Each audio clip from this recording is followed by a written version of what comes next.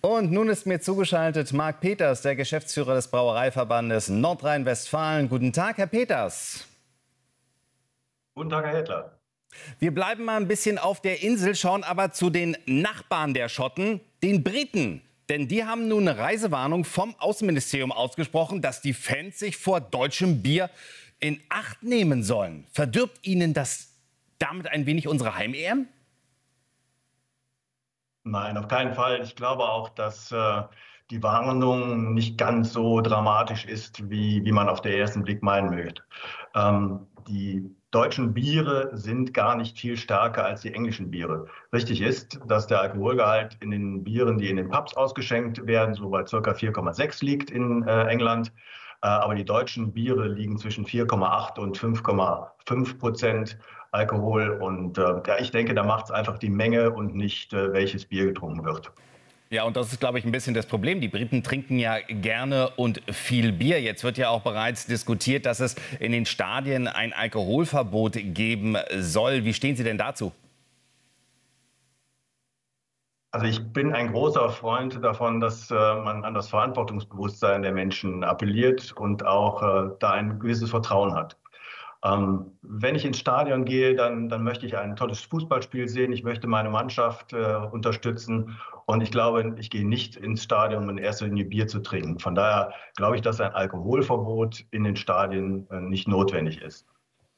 Das Spiel am Sonntag ja zwischen Großbritannien und Serbien in Gelsenkirchen, das ist ja bereits als Risikospiel eingestuft worden und deshalb gibt es auch nur Lightbier, also Alkohol reduziert. Ist das zumindest ein Weg, um das mögliche Problem des übermäßigen Bierkonsums in den Griff zu bekommen?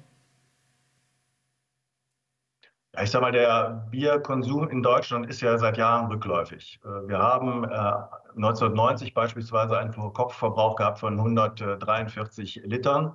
Und im letzten Jahr lag er noch bei 88 Litern pro Kopf. Das heißt, es hat sich schon etwas geändert im Bewusstsein. Und eins muss man auch sehen, alkoholfreies Bier ist tatsächlich auch auf dem Vormarsch.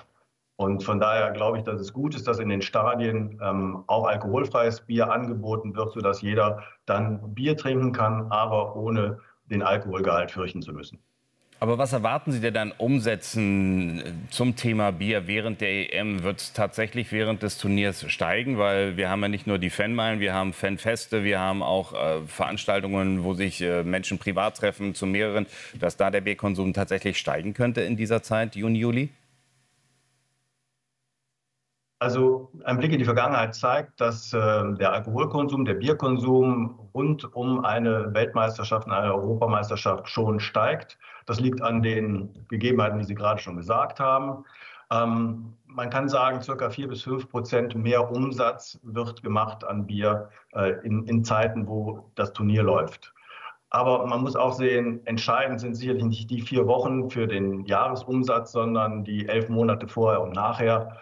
Von daher, das Bier wird sicherlich mehr getrunken zu Zeiten, wenn gespielt wird, aber es wird nicht großartigen Effekt haben auf die Branche. Herr Peters, aber auf der anderen Seite muss Wir man auch hoffen sagen, natürlich, Ja, Entschuldigung, bitte, führen Sie Ihren Gedanken zu Ende. ja, man muss aber auf der anderen Seite auch sehen, die Branche hofft natürlich darauf, dass die deutsche Mannschaft weit kommt. Die Branche hofft darauf, dass das Wetter mitspielt. Dann, glaube ich, haben wir ein Fußballfest zu erwarten und das steigert dann auch den Bierkonsum, ja. Herr Peters, aber auf der anderen Seite frage ich mich, wenn ich mir die Preise anschaue, da macht doch Biertrinken auch überhaupt keinen Spaß. In Berlin zum Beispiel auf der Fanmeile am Brandenburger Tor 7 € für einen halben Liter und dazu 3 € Pfand. Also das wird doch den Bierkonsum ebenfalls schmälern, weil so viel Geld ausgeben, da trinkt man maximal 1, maximal 2 und dann sagt man sich, nee, davon kann ich mir normalerweise im Supermarkt einen Kasten kaufen.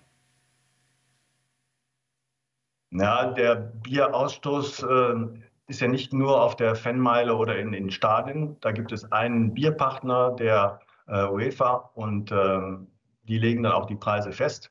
Ansonsten für private Feste kann jeder ja sich beim Getränkemarkt seines Vertrauens Bier holen und dann auch preisgünstiger einkaufen. Abschließende Frage, ganz kurz, Herr Peters. Wie schneidet Deutschland ab? Wenn es nach dem Bierbrauern geht, als Europameister, denn da sind wir schon Europameister. Sehr, sehr gutes Schlusswort. Ich danke Ihnen für das Gespräch, Herr Peters, und wünsche Ihnen noch einen schönen Tag.